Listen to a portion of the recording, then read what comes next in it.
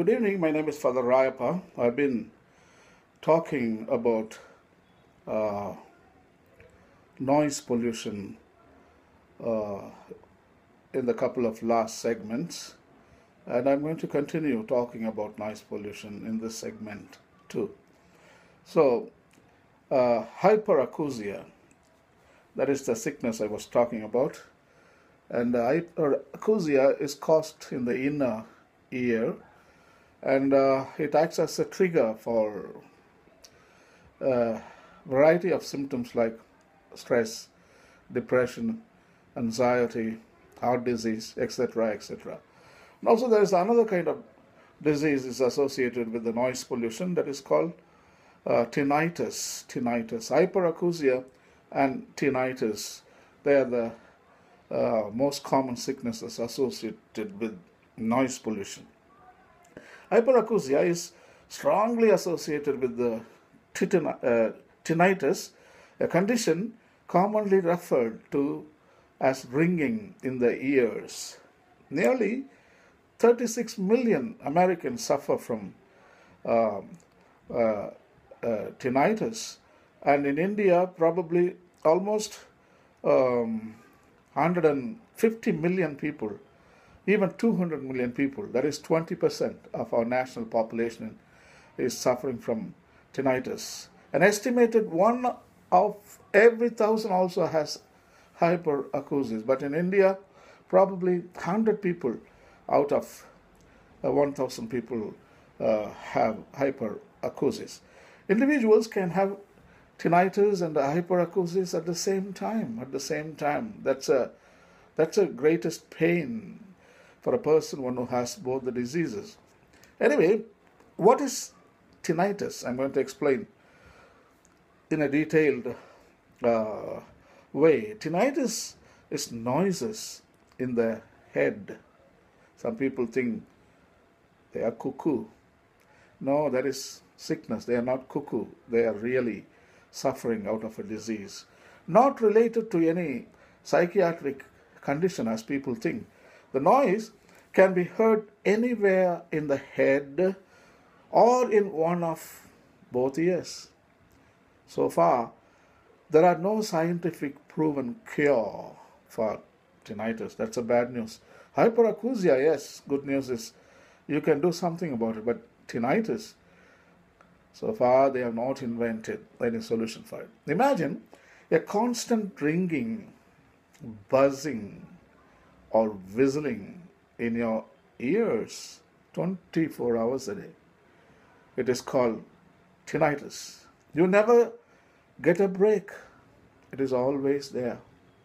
Morning you wake up, you go to bed, and whenever you are conscious, you hear constantly ringing, buzzing, whistling. Nobody else, but you can hear the noise because it does not come from any external source. It is created inside your own head.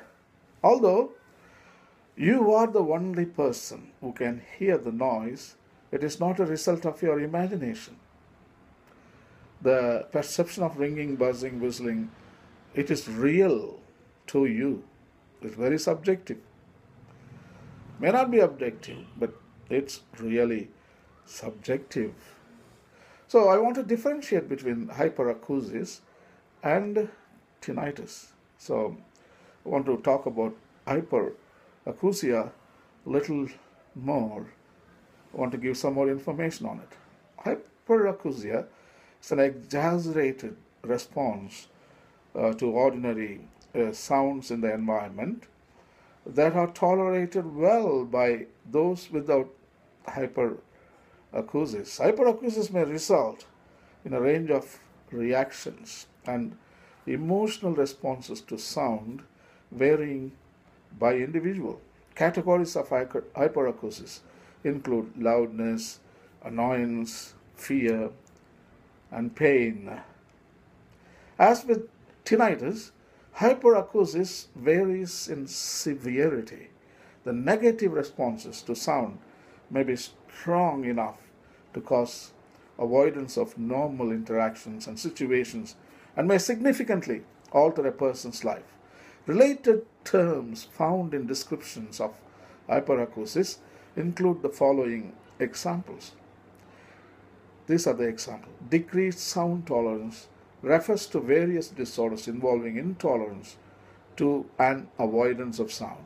The second is misophonia, is characterized by a strong dislike of certain sounds, unique to the individual, that results in negative emotions and reactions.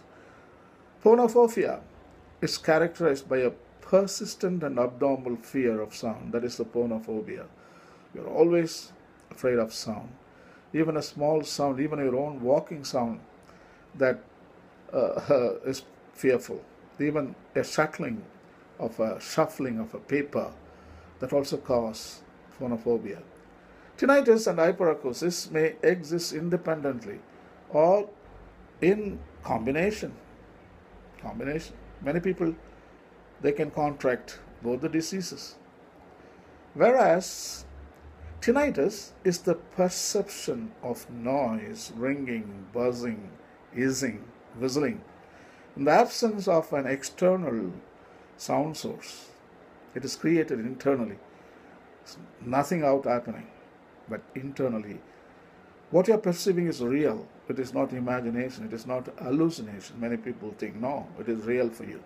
It may be perceived in one or both ears, centered in the head, or localized outside the head.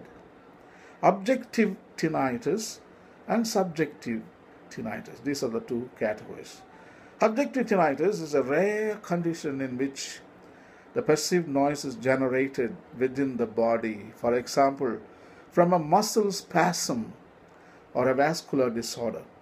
Sound from objective tinnitus may be detected, heard by an examiner, that is, not only by the individual with the symptom, whereas subjective tinnitus, which is far more common, is perceived only by the individual with the symptom, as the impact of tinnitus on one's quality of life can vary, like from minimal to severe. There is a difference between bothersome tinnitus and non-bothersome tinnitus too. Several other terms are used to differentiate tinnitus within the literature, including following examples. Here are the few examples. And also they are further divided: primary tinnitus, secondary tinnitus, pulsatile tinnitus, and somatic tinnitus. So what is primary tinnitus? Primary tinnitus has no identified cause other than hearing loss. Secondary tinnitus has a specific known cause. Pulsatile tinnitus is characterized by noise that is rhythmic and resembles the heartbeat. The somatic tinnitus is caused or influenced by sensory input of the body, for example, muscle spasms. You get spasms, that triggers tinnitus. Many people in India, even I have in my body the muscle spasms, that triggers. I have hyperacusis, but tinnitus, I don't think I have it. So, but anyway, it is not a joke. The people, those who contract hyperacusis and tinnitus, life is very miserable. You believe me, because I am undergoing. Even a small sound, I can't take it up. Even in bus, I get mad. Even the engine noise makes me go berserk. Even some people play loud music, I get into fight with them. So life is not easy, and it's difficult, and a lot of people suffer with these two kinds of diseases. What can we do? We can respect them, and we can show empathy, we can show compassion, we can show kindness to our neighbors by not augmenting sounds. Keep our neighborhood calm, peaceful. After all, we all want peace and silence, and everybody has a right to live in peace and silence. That is our constitutional right. And whatever sound perpetrated, I think it is harassment. When it goes beyond 75 decibels, I think it is harassment. So I think we need to enforce the laws in India in order to curb down all the sounds created by humanity. Thank you, and you have a nice day. Bye.